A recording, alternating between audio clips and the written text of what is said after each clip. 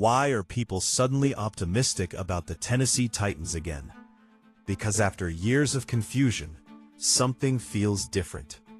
And for the first time in a long time, this franchise might finally have a real direction. But the biggest question is simple. Is this actually the start of something real? Or are Titans fans about to go through the exact same cycle all over again? The Titans entered 2026 with completely different energy around the organization. Not because they suddenly became Super Bowl favorites, not because of one superstar move, but because everything happening behind the scenes finally seems connected. For years, this team felt stuck. Not terrible enough to fully rebuild, but never good enough to truly compete. And in the NFL, that's one of the worst positions you can be in. Because eventually, fans stop believing the plan even exists. Now that plan belongs to Robert Saleh.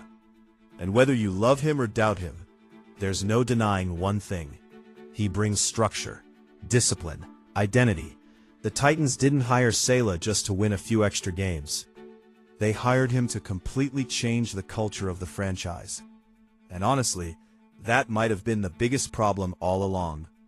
Because over the last few years, the Titans felt disconnected, different visions, different philosophies, different ideas about how the roster should be built.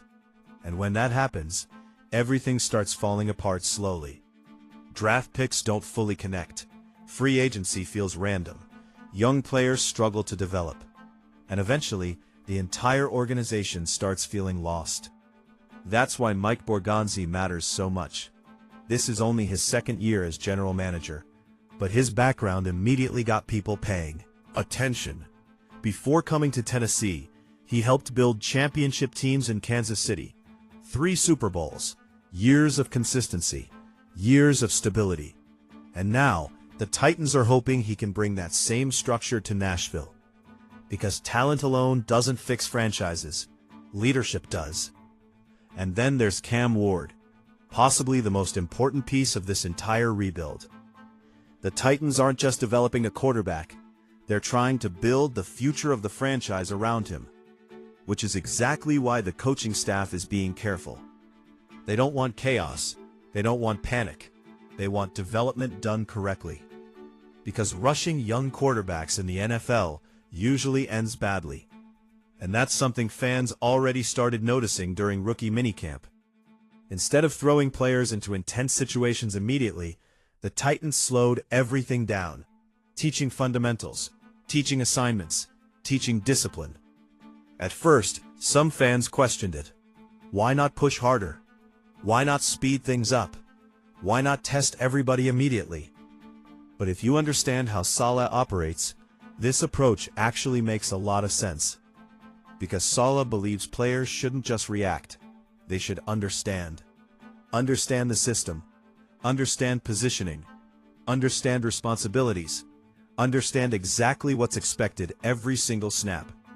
Because in this league, talent gets attention, but discipline keeps you on the field.